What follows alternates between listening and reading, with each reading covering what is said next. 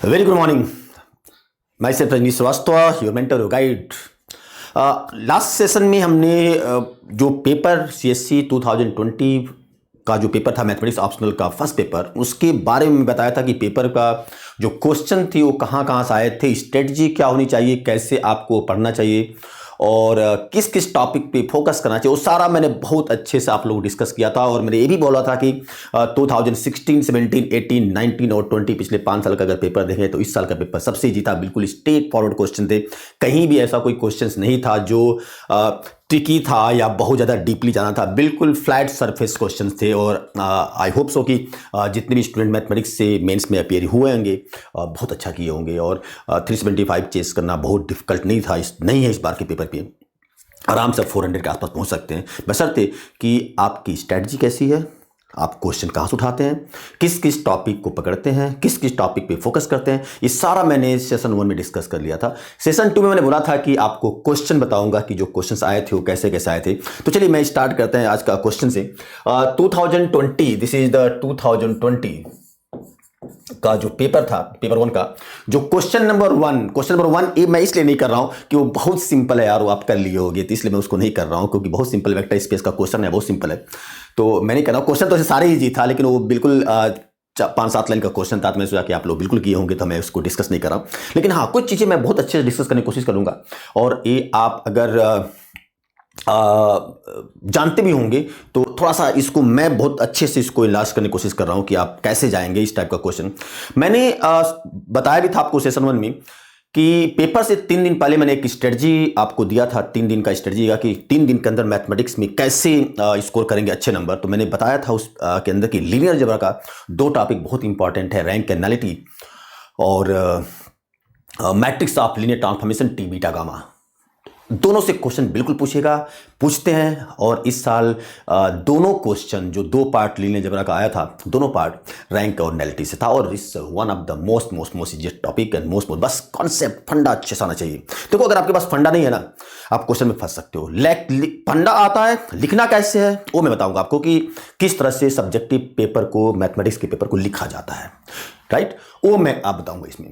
Question ये है कि late M2R be the vector space of all 2 cross 2 real matrices and let B equal to this. Suppose T such that M2R to M2R is a linear transformation defined by T of A equal to BA. Find the rank and nullity of T and find the matrix A which maps to the null matrix.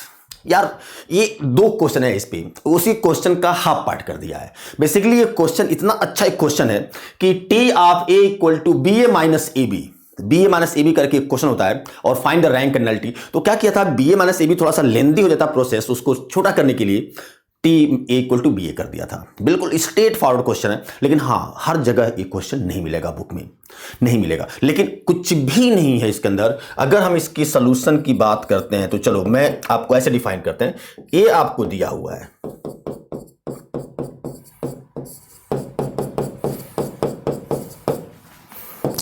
Bye T of A equal to BA, where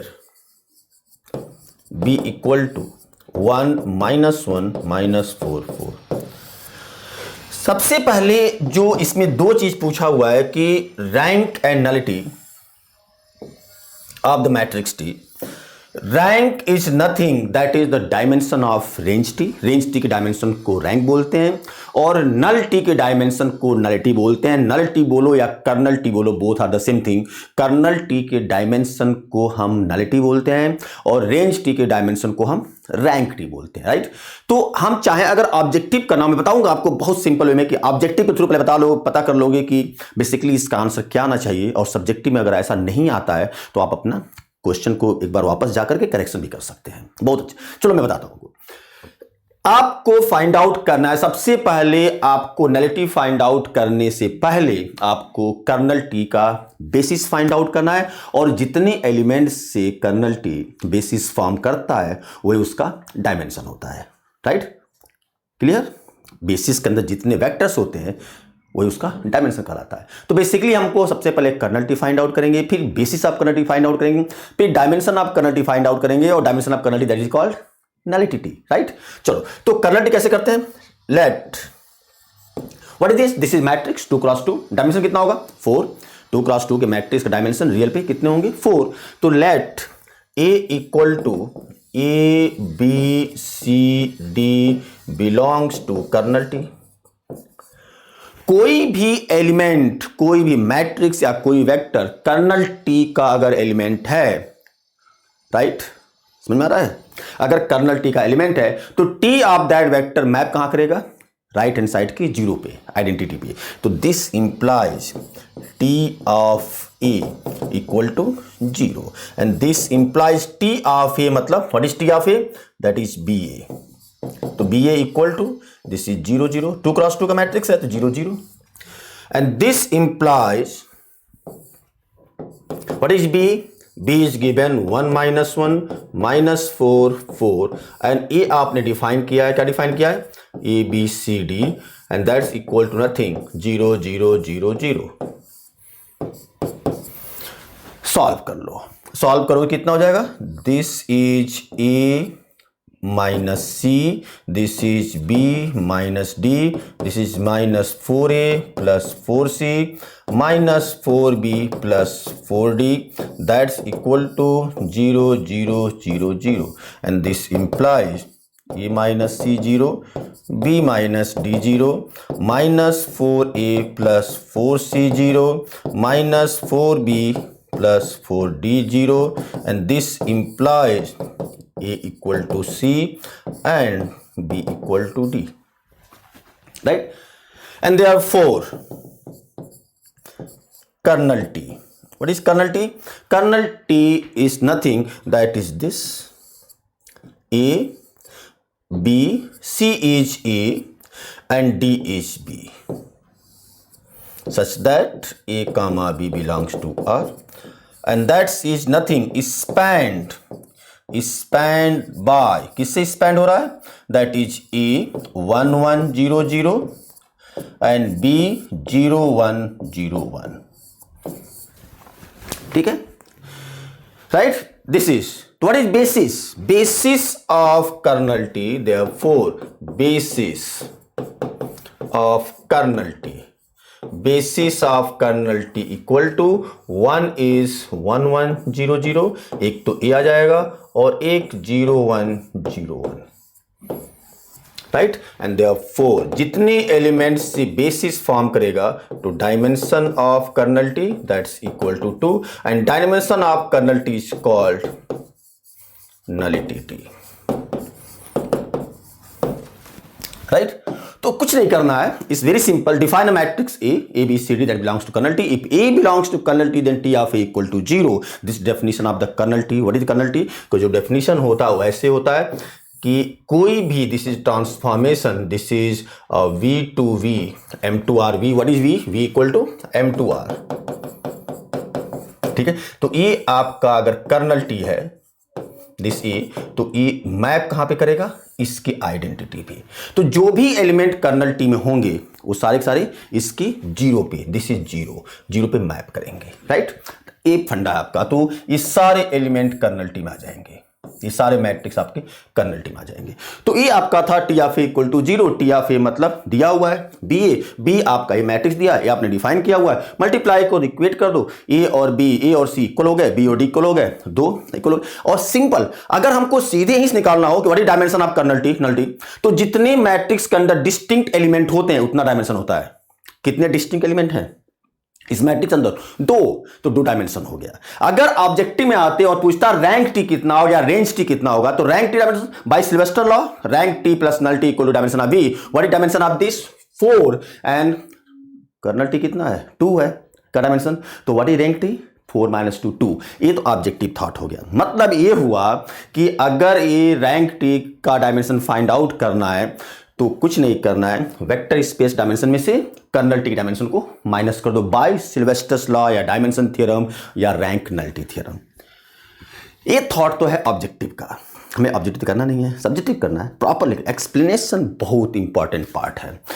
ऐसा नहीं कि आप कुछ भी लिख दीजिएगा, marks जाएंगे। आप बिल्कुल प्रॉपर लिखिए, मार्क्स नहीं जाएंगे। अब क्या करना है? रेंज T फाइंड आउट करना है और फिर उसका dimension that is called rank T। कैसे लिखेंगे? Let PQRS. This belongs to range T. There exists A equal to ABCD belongs to M2R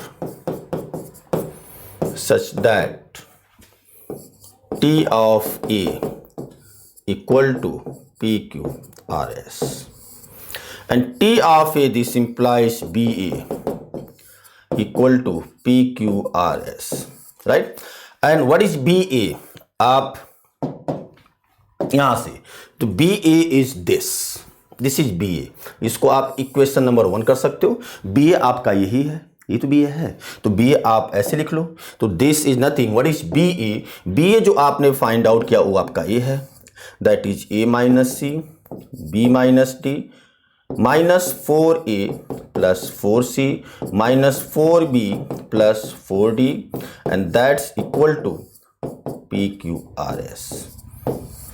And this implies A minus C equal to P, B minus D equal to Q, minus 4A plus 4C equal to R, and minus 4B plus 4D equal to S.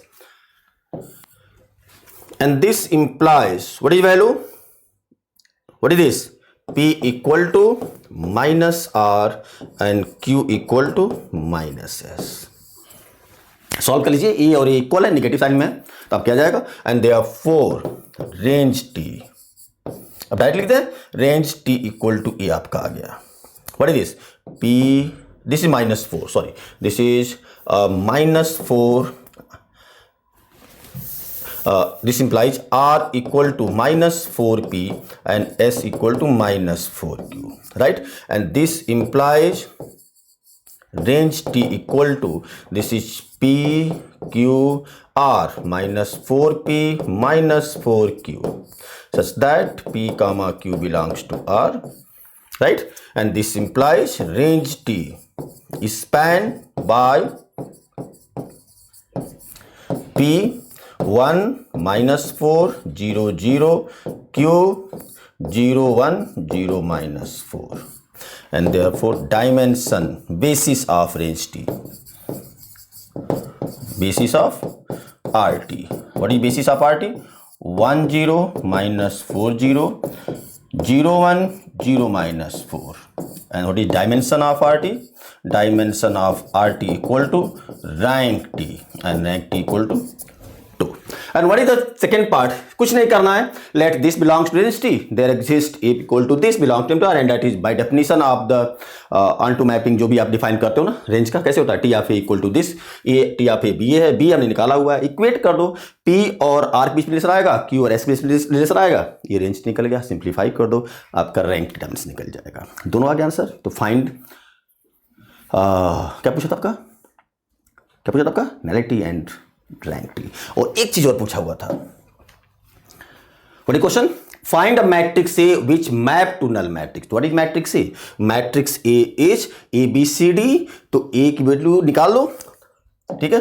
And matrix A, what is matrix A? जो zero पे map करता है. तो A B और सी किसके equal आया है? ए और डी किसके इक्वल आया है? बी. तो this is the matrix A. कितना सिंपल क्वेश्चन था, बहुत स्टैंडर्ड क्वेश्चन था. आई होप सो आपने कर लिया होगा और पूरा ऐसे ही लिखा होगा. 10 नंबर का है, पूरे 10 में 10 मिलेंगे, ठीक है. नेक्स्ट क्वेश्चन, सेकंड क्वेश्चन कैसे करेंगे? एक तो क्वेश्चन आपका ये था मैट्रिसेस का. सेकंड क्वेश्चन जो मैट्रिसेस का आया था, बहुत अच्छा क्वेश्चन आया था. मैं पहले सारा आपका मैट्रिक्स और लीनियर अलजेब्रा का क्वेश्चन कर देते हैं. तो मैं कोशिश करूंगा कि हर एक सेशन के अंदर एक टॉपिक उठा करके आपका क्वेश्चन करते चलूं. तो एक क्वेश्चन तो आपका ये आया था. चलिए नेक्स्ट क्वेश्चन जो था आपका, क्वेश्चन नंबर जो पूछा हुआ था, चलिए पहले वो कर देते हैं जो आप लोग बहुत अच्छे से किए होंगे. और यही क्वेश्चन एक और सेम क्वेश्चन आपका इसी पे आया था. दिस इज क्वेश्चन नंबर 3 का B. Question number 3 B. What is question? Question is let F be a subfield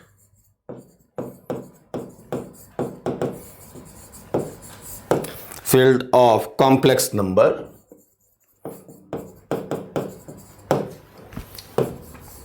let T such that FQ defined by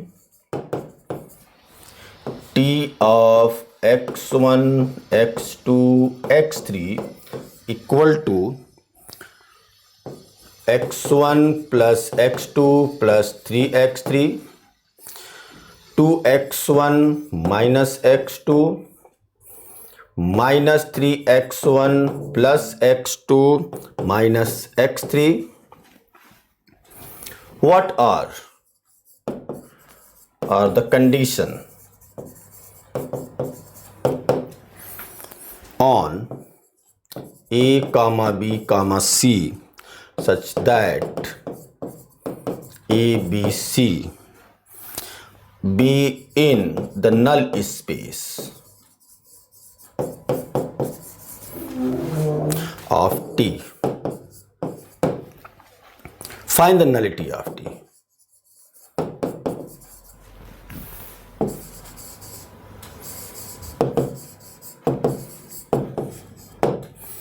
this is 50 marks question.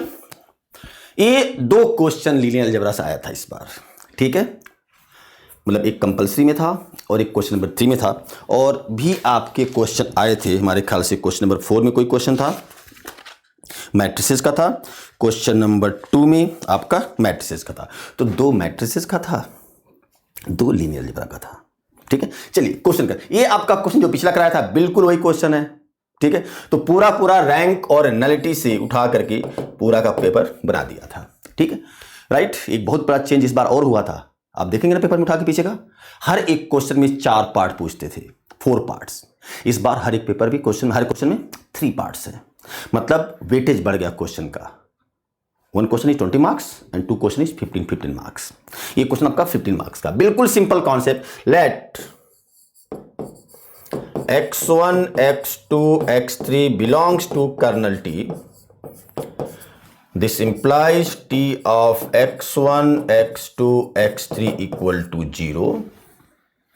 And this implies x1 plus x2 plus 3x3, 2x1 minus x2 minus 3x1 plus x2 minus x3 equal to 0, 0, 0. And this implies this 0, this 0, this 0. This the homogeneous system of equation. हमेशा याद रखिएगा, जो नल T होता है या colonel T होता है हमेशा होमोजेनियस सिस्टम ऑफ इक्वेशन के लिए होता है, और आपका कॉलम स्पेस या रो स्पेस हमेशा जो होता है आपका non homogeneous system of equation के लिए होता है।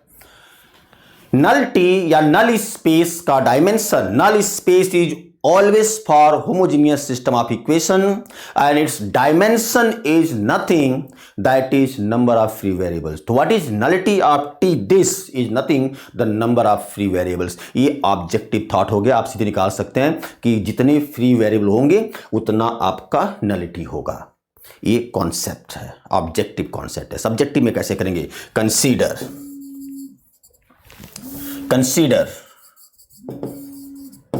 the augmented matrix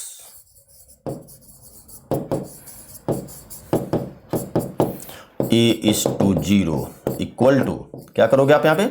This is 1 1 3 2 minus 1 0 minus 3 1 minus 1 dotted line 0 0 0. Then after this, that is क्या लिखोगे आप? R2 goes to R2 minus 2R1 and R3 goes to R3 plus 3R1, that's equal to 1 1 3. This is 0 minus 1 minus 2 minus 3. This is minus 6. This is 0. This is 1 minus 1 plus 3, that is 4, and minus 1 plus minus 1 plus 9, that is the 8, that is 0 0 0 and that is equivalent to, कैसे लिखेंगे इसको, and this is equivalent to 1 1 3 0 1 2 0 1 2. This is 0 0 0. That means what it is, R2 goes to R2 by minus 3, R3 goes to R3 by 4, right? And then R3 goes to R3 minus R2, that is 1 1 3 0 1 2 0 0 0. This is 0 0 0, right? हमेशा हमेशा मैंने बताया हुआ आप लोगों को, जब भी आप system of linear equation solve करेंगे, चाहे होमोजेनियस होगा चाहे नॉन होमोजेनियस होगा, कभी भी एक्लॉन फॉर्म में कन्वर्ट नहीं करेंगे। This is in the echelon form. हमेशा सॉल्व करने के लिए रिड्यूस्ड एक्लॉन फॉर्म में आप कन्वर्ट करो। रिड्यूस्ड एक्लॉन फॉर्म वो होता है कि जहां जहां भी आपकी पाइवट एलिमेंट होंगे, like this is called the pivot element, और जहां भी आपकी पाइवट एलिमेंट होंगे उसके ऊपर का भी एलिमेंट आप जीरो बनाओगे। तो ये आपका पाइवट एलिमेंट है, तो इसको भी आप जीरो बनाओगे, that is called the reduced echelon form. आपको पता होगा, पेपर आपने दिया है, पता होगा। तो हम यहां से कर लेते हैं, R1 goes to, this is 1 0 1 0 1 2 0 0 0, this is 0 0 0, right?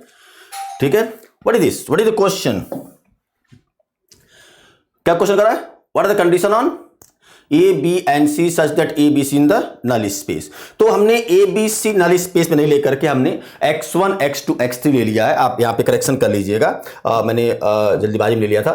A, B, C in the null space, तो if A, B, C belongs to null space या कर्नल T, then T आप A, B, C 0। तो जहाँ पे आपका x1, x2, x3 है, that is the A, B, C है। आप इसको सिंप्लीफाई कर लीजिएगा, आपका आंसर आ जाएगा। तो मतलब अगर A, B, C से replace x1, x2, x3 by A, B, C, तो यहाँ से कितना हो गया? And this implies A plus C equal to 0 and B plus 2C equal to 0। तो ये आपका कंडीशन हो गया, condition on A, B, C। तो एक तो आंसर आपका ये हो गया, that is very very important. और दूसरा चीज ये पूछा है, what is the second part? Second part आपका ये पूछा है कि find the nullity of T, nullity of T. ठीक है, तो यहां से आप करेंगे नलिटी ऑफ टी, तो this implies A equal to minus C and B equal to minus 2c। ठीक है, यहां पे किसमें, यहां पे पाइवट एलिमेंट है, यहां पाइवट एलिमेंट है। थर्ड कॉलम में पाइवट एलिमेंट नहीं है। अगर सिर्फ डायमेंशन की बात करते ऑब्जेक्टिव में, तो number of free variable is 1 since the pivot element not in the third column, so C is the free variable. और जितने फ्री वेरिएबल होते हैं उतना डायमेंशन होता है आपका कर्नल टी का। तो अगर सिर्फ ऑब्जेक्टिव की बात करेंगे तो कर्नल टी का डायमेंशन 1 हो जाएगा, लेकिन अगर सब्जेक्टिव में सॉल्व करेंगे तो कैसे लिखेंगे? Since the pivot element are in first and second column, therefore A and B are basic variable and C be the free variable. Let C equal to K, and therefore what is kernel T? Kernel T equal to null T. Null T is nothing, that is आपका क्या बन जाएगा? This is A, तो A is minus C, B is minus 2C। ठीक है, मतलब minus K, this is minus 2K, this is K, and that is spanned by K minus 1 minus 2 1, and therefore basis of kernel T, that is minus 1 minus 2 1, and therefore dimension of kernel T, that's equal to nullity T, this equal to 1। ये आपका पूछा था कि nullity T कितना होगा, तो जितने free variable होंगे that is the nullity T, और जितने पाइवट एलिमेंट होंगे उतना रैंक टी। समझ में, यहीं से निकाल सकते हैं। स्क्वायर मैट्रिक्स के केस में ऑब्जेक्टिव थॉट है, स्क्वायर, क्योंकि ये स्क्वायर मैट्रिक्स है तो रैंक टी और नलिटी दोनों एक ही से निकाल सकते हैं। ऑब्जेक्टिव में जितने फ्री वेरिएबल होंगे उतना नलिटी होगा, और जितने रैंक होंगे मतलब प्राइवेट एलिमेंट होंगे उतना रैंक टी होगा। आई थिंक समझ में आ गया होगा। बहुत अच्छे से मैंने एक्सप्लेन कर दिया और आपको समझ में आ गया। बस हमने आप क्या करिएगा, ABC दिया है कर्नल टी के अंदर कि कर्नल टी या नल टी के अंदर है, हमने x1 x2 x3 ले लिया था। आप जहां पे x1 x2 x3 लिखा उसको ABC रिप्लेस कर दीजिएगा, आप एक कंडीशन आ जाएगा। ठीक है, ये दिमाग में डाल लीजिएगा। ठीक है, कैलकुलेशन आप देख लीजिएगा, स्टेप यही है, करना ही है, आंसर भी यही आएगा। राइट, ये आपका था 2 क्वेश्चन लीनियर अलजेब्रा का। अब आया था मैट्रिक्स का क्वेश्चन। कैसा था मैट्रिक्स के क्वेश्चन कैसे थे? ठीक है, तो एक क्वेश्चन ये था मैट्रिक्स का, एक question first time in generally repeat तो करता है, यूपीएससी पेपर रिपीट करता है, लेकिन 19 पैटर्न पे ही आपका सीधे 20 का क्वेश्चन दे दिया था। और इस बार का क्वेश्चन था क्वेश्चन नंबर 2, क्वेश्चन नंबर 2। ठीक है, टू नहीं करके पहले 4 कर देते हैं, आपका 4 आपको जल्दी समझ में आएगा। क्वेश्चन नंबर 2 मैं इसके बाद करता हूं। क्वेश्चन नंबर 4 का आपका ए पार्ट, वही क्वेश्चन,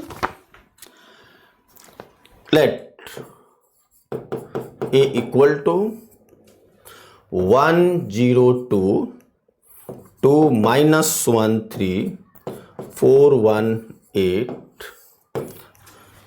b equal to -11 2 2 -4 0 1 6 -1 -1।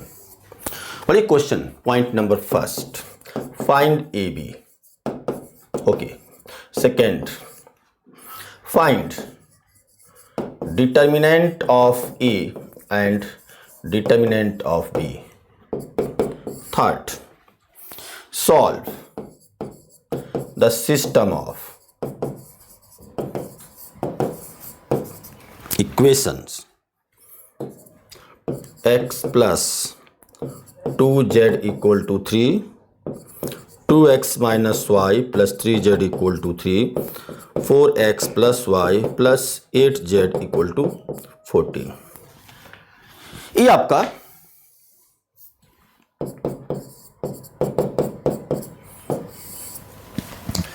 आपका क्वेश्चन था। यही क्वेश्चन आपका सेम 2019 में आया था। सेम नहीं मतलब सेम टाइप का क्वेश्चन था, बस अंतर क्या था कि आप यहां पे देखोगे ये जो x + 2y 2x - y + 3z 4x + y + 8z a का दिया था, 2019 में यहां पे जो सिस्टम दिया था वो b का दिया था, सेम एज इट इज। ठीक है, अब इसको जनरली अगर आपने ठीक से नहीं पढ़ा होगा तो बहुत सारे स्टूडेंट क्या करेंगे कि इसी सिस्टम आप इक्वेशन को उठाएंगे थर्ड पार्ट को और उसको ऑगमेंटेड मैट्रिक्स के थ्रू इसको सॉल्व कर देंगे। नहीं, इसमें ऑगमेंटेड मैट्रिक्स नहीं यूज करना है, उस तरह से नहीं जाना जैसे आप सोच रहे होंगे, या मैं एक दिमाग में जाएगा स्ट्राइक करेगा कि ऐसे कर लेते हैं, A is to B augmented matrix के फॉर्म में कर लेते हैं और सॉल्व करेंगे। नहीं, इसको सॉल्व करना इसको यूज करके, ये आपका कॉन्सेप्ट है। चलो पहले हम ए बी निकाल लेते हैं। Point number 1, what is A B? A B equal to 102 2 -1 3 4 1 8, then b -11 2 2 -4 0 1 6 -1 -1। Multiply कर दो तो 1 -11 + 12। ठीक है, आप बाकी मल्टीप्लाई करोगे ये 0 0 आ जाएगा, ये 0 यहां पे हो जाएगा, इसके साथ 4 -3 ये आपका 0 आ जाएगा, और ये आपका 0 0 और ये 8 और +1 -8 आ जाएगा। ठीक है, तो बेसिकली आपका दिस इज नथिंग, आपका 1 0 0 0 1 0 0 0 1 मतलब एक आइडेंटिटी मैट्रिक्स बन जाएगा। तो this implies A B is I, right. अब ये जो A B equal to I first part हो गया, ठीक है, सेकेंड पार्ट के लिए जो थर्ड पार्ट आएगा इसी को यूज करेंगे, लेकिन उस थर्ड पार्ट के लिए आपको ये डिफाइन करना पड़ेगा कि इनवर्स एग्जिस्ट करता है कि नहीं करता है, इसका ए और बी का इनवर्स एग्जिस्ट करता है कि नहीं करता है। इसी चीज को डिफाइन करने के लिए आपको पॉइंट नंबर 2 मेंशन कर दिया है कि डिटरमिनेंट ऑफ ए और determinant of B find out करो। इसी चीज को डिफाइन करने के लिए आपको ये पूछ दिया कि डिटरमिनेंट ऑफ ए और determinant of B find out करो। Just minute.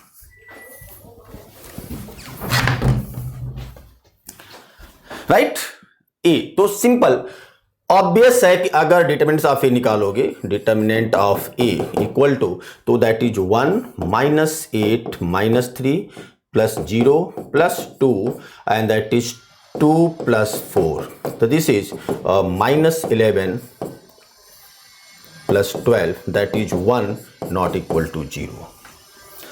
And determinant of B अगर हम फाइंड आउट कर लें, डिटर्मिनेंट ऑफ बी, तो दिस इज -11 दैट इज 1 और plus 2 times -2 times, this is 4 -6 और प्लस 2 टाइम्स दैट इज 4, तो दिस इज -11 और प्लस 4 और प्लस 8 1, तो नॉट इक्वल टू 0। तो determinant of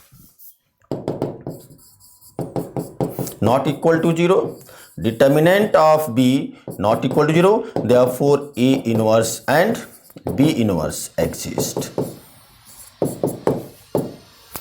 inverse exist find out क्या करना है, x y z third part, first part complete हो गया, सेकेंड पार्ट कंप्लीट हो गया, और ये आपका जो क्वेश्चन आया है दैट इज 15 मार्क्स का, मतलब 5-5 नंबर का, 5 नंबर ये हो गया, 5 नंबर ये हो गया।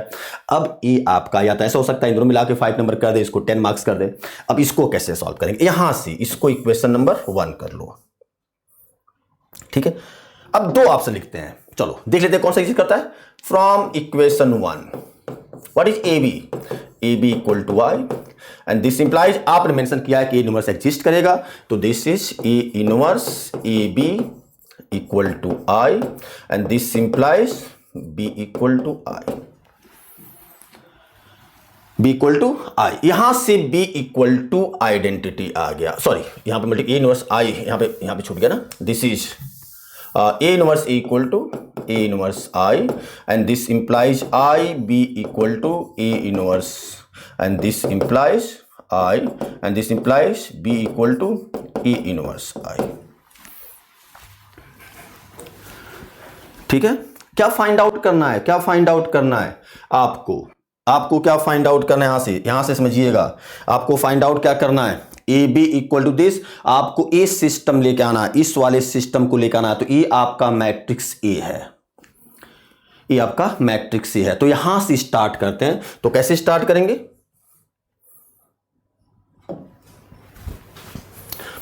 Since the given system of this equal to A inverse of equation is, ठीक है, what is this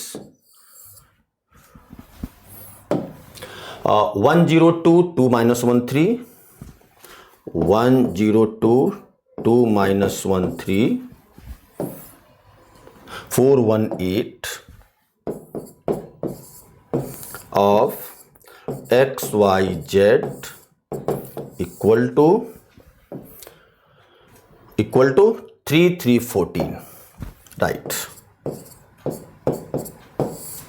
that is this implies ax equal to b, this implies x equal to a inverse b, this implies x equal to, and what is a inverse, what is a inverse, a inverse is nothing that is b, so this is b into b and this implies what is x, x मतलब x y z equal to what is b, b is given -11 to 2 -11 to 2, then -401 -401, then 6 -1 of 3 3 14 and that is simplify कर दो, -33 plus 6 plus 28 -12 plus 0 plus 14, that is minus, that is plus 18 minus 3 minus 14. So this is 1, this is 2 and this is 1. So this implies x is 1, y is 2, z is 1. This is put करके देख लीजिए, x is 1, y is 2, z is 1. अब एक question जो आया था ना, अब आप बहुत लोग यहीं से निकाल देंगे, नहीं, आपको पहले ए भी निकालना है, बिल्कुल आ गया, A B equal to identity matrix, फिर डिटरमिनेंट ऑफ ए निकालना है, डिटरमिनेंट ऑफ बी निकालना है, इसलिए बताया पूछा हुआ डिटरमिनेंट ऑफ ए कि जीरो नहीं होगा, अगर जीरो हो जाएगा तो इनवर्स एग्जिस्ट नहीं करेगा. तो अगर एक ए और जीरो इनवर्स ए की बात करते हैं, अगर बी डिफाइन करता, क्योंकि बी भी जीरो नहीं होगा क्योंकि यहाँ पे जीरो हो जाएगा तो डिफाइन नहीं करेगा, ठीक है. तो determinant of A, determinant of B not equal to zero, so A inverse and B inverse exist करेगा. ए आपका ए बी आई है, A inverse A B equal to multiply कर दो, pre multiply by A inverse, यहां से आ गया I B equal to this, B equal to A inverse, यहां से आपका आ जाएगा and this implies what is A inverse, A inverse equal to B. A आपको यूज करना है यहां से x, A x equal to B, तो x equal to A inverse B, और ए इनवर्स को आप बी से रिप्लेस कर दो, मल्टीप्लाई कर दो, आपका आंसर आ जाएगा.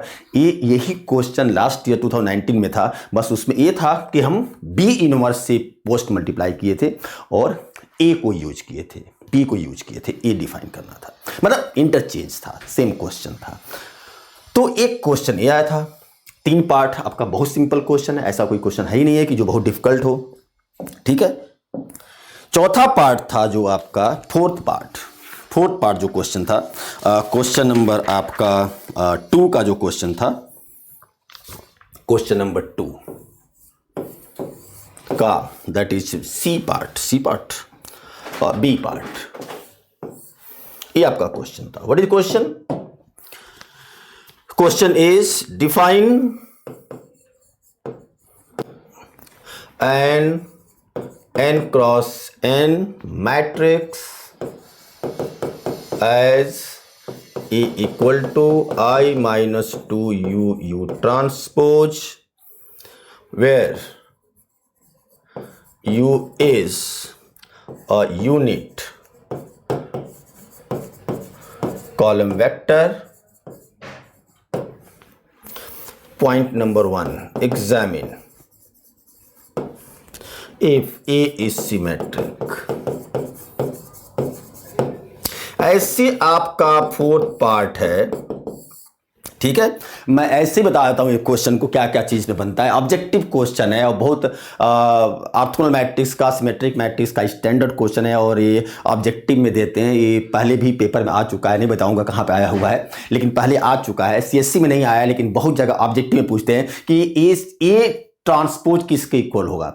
ये सिमेट्रिक मैट्रिक्स भी होता है, ये ऑर्थोगोनल मैट्रिक्स भी होता है, इसका ट्रेस n-2 होता है. अगर n क्रॉस n का है तो n-2 होता है, मतलब अगर 3 क्रॉस 2 का मैट्रिक्स, 3 क्रॉस 3 का मैट्रिक्स है तो इसका ट्रेस 1 होता है, ठीक है. और एक 3 क्रॉस 3 मैट्रिक्स फाइंड आउट करना है, ये यूनिट कॉलम वेक्टर है, तो मतलब हो गया कि जो भी वेक्टर यूनिट में लिखोगे कॉलम में, उसका मैग्नीट्यूड 1 होना चाहिए, बिल्कुल डिफाइन करेगा. दिया भी हुआ है पार्ट 4. 3 पार्ट आप खुद करेंगे, एक पार्ट बता रहा हूं, बिल्कुल ऐसे ही आप करेंगे, ठीक है. पहला पार्ट था दिस, सेकेंड पार्ट ये था ये इज ऑर्थोगोनल, थर्ड पार्ट था trace of A equal to n-2, और थर्ड फोर्थ पार्ट था फाइंड ए 3 क्रॉस 3, एक 3 क्रॉस 3 मैट्रिक्स फाइंड आउट करना था, वेयर u इक्वल टू आपको दिया हुआ है. यहां पे जो भी देगा ना, इसका स्क्वायर का मैग्नीट्यूड, मतलब इसका मैग्नीट्यूड हमेशा 1 आएगा, यूनिट है ना, ठीक है. कुछ भी देगा, कुछ भी आप ले सकते हो, लेकिन जो दिया आएगा आप उसको ले चलेंगे. चलो इसको सिमेट्रिक एक पार्ट में बता देता हूं आपको, बाकी आप खुद ट्राई करेंगे. नहीं आएगा, मैं बैठा हूं आपके साथ, आपके लिए हूं, बिल्कुल बताऊंगा, ठीक है. सिंपल, ये ट्रांसपोज निकाल दो. ये ट्रांसपोज मतलब I-2 U ट्रांसपोज का transpose, that is property of transpose. A plus B transpose equal to A transpose plus B transpose, या A minus B transpose equal to A transpose minus of B transpose, that is I transpose. Minus scalar बाहर निकल जाएगा, U transpose of transpose, because K A transpose equal to K times A transpose. I का transpose I-2 A B transpose B transpose A transpose, that is U transpose of transpose, U transpose, I minus transpose of transpose is same as U transpose, this is A. और A transpose अगर एक equal है तो this implies A symmetric, ऐसे ही आपको करना है, ठीक है ना। आप ट्राई करेंगे बाकी 3 पार्ट। तो आप देखो कि मैट्रिसेस का जो क्वेश्चन आया था ना, कितने नंबर का आया था? 2 कंपलसरी में, एक वेक्टर स्पेस का था, बहुत सिंपल क्वेश्चन था, आप खुद करेंगे। सेकंड पार्ट आपका रैंक का क्वेश्चन था, बहुत सिंपल था। क्वेश्चन नंबर 2 में एक पार्ट 15 नंबर का ही आया था, बहुत सिंपल क्वेश्चन आया। दिस 15 नंबर या 20 number, this is 20 marks question, this is 20 marks, 20 marks. 4 part है, 5 मार्क्स का क्वेश्चन है। कितना अच्छा इस बार था, मतलब मार्क्स उठाना आपके लिए। मुझे लगता है कि जो लोग भी थोड़ा सा स्ट्रेटजी बना के पढ़े होंगे ना, मुझे नहीं लगता कि इस बार वो बंदा का सिलेक्शन रुकेगा, मैथमेटिक्स की वजह से रुकेगा, ऐसा नहीं हो सकता है। बिल्कुल फ्लैट क्वेश्चन थे और आप बिल्कुल बहुत अच्छा किए होंगे, मुझे पता है आप बहुत अच्छा किए होंगे। जो लोग भी थोड़ा सा स्ट्रेटजी वाइज गए होंगे, टॉपिक नहीं छोड़ेंगे। जैसे बहुत लोग ज्योमेट्री छोड़ देते हैं लेंदी के चक्कर में, ज्योमेट्री कभी नहीं छोड़ना चाहिए, ज्योमेट्री कभी नहीं छोड़ना चाहिए, क्योंकि ज्योमेट्री से क्वेश्चन रहेगा ही रहेगा। मैट्रिसेस और लीनियर अलजेब्रा कभी नहीं छोड़ना चाहिए, क्वेश्चन रहेगा। Advance differential calculus, advance integral calculus, वो कभी कभी मतलब वॉश आउट कर देता है। जैसे इस बार एडवांस इंटीग्रल कैलकुलस पूरा वॉश आउट किया है, एक भी क्वेश्चन नहीं पूछा है, एक भी क्वेश्चन नहीं पूछा हुआ है, वॉश आउट कर दिया पूरा। तो आपके 2021 वालों के लिए बहुत इंपॉर्टेंट टॉपिक है, बिल्कुल नहीं छोड़िएगा, पढ़ के जाइएगा बढ़िया से।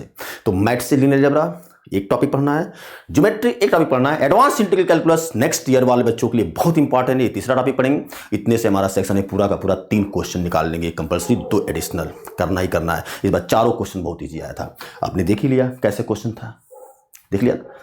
ये मैट्रिसेस था। आई होप सो कि आप लोगों को अच्छा लगा होगा, लगेगा। और एक चीज़ और मैं बोलूँगा आप लोगों के साथ, सब्सक्राइब करना नहीं भूलिए मुझको यार, मैं चाहता हूँ कि मैं आप लोगों के पास पहुँचूँ। सबसे पहले बेल आइकन दबाएंगे, आप मेरे साथ रहेंगे सब्सक्राइब में, तो जैसे मैं कुछ भी डालूंगा यूपीएससी के लिए, और मैं डेली कुछ प्लेटफॉर्म पे लेकर आऊंगा आपके लिए, बहुत अच्छे क्वेश्चंस लेकर आऊंगा, बहुत अच्छी चीज़ें लेकर आऊंगा, और बहुत अच्छे टॉपिक लेकर आऊंगा। कुछ टॉपिक मैं ऐसे ही लेकर आऊंगा आपको पढ़ाने के लिए कि मैं चाहता हूं कि आप लोग बहुत अच्छा करें मैथमेटिक्स ऑप्शनल लेकर के, क्योंकि मैथमेटिक्स ऑप्शनल से, मैथमेटिक्स वर्ड से ही स्टूडेंट डर जाता है। और किसी के पास अगर आप जाओगे पूछने के लिए कि यार मैथमेटिक्स ऑप्शनल ले रहे हैं, तो सीधे पहले ये कहेगा यार दुनिया में और कोई सब्जेक्ट नहीं मिला था तुमको कि मैथमेटिक्स लेकर चलने जा रहे हो, मैथमेटिक्स ऑप्शन लेकर के पागल हो गए? नहीं यार, बोलो हम पागल हैं, क्योंकि यही एक सब्जेक्ट है जो आपको प्रॉपर दिलाएगा। Thank you, bye bye, take care.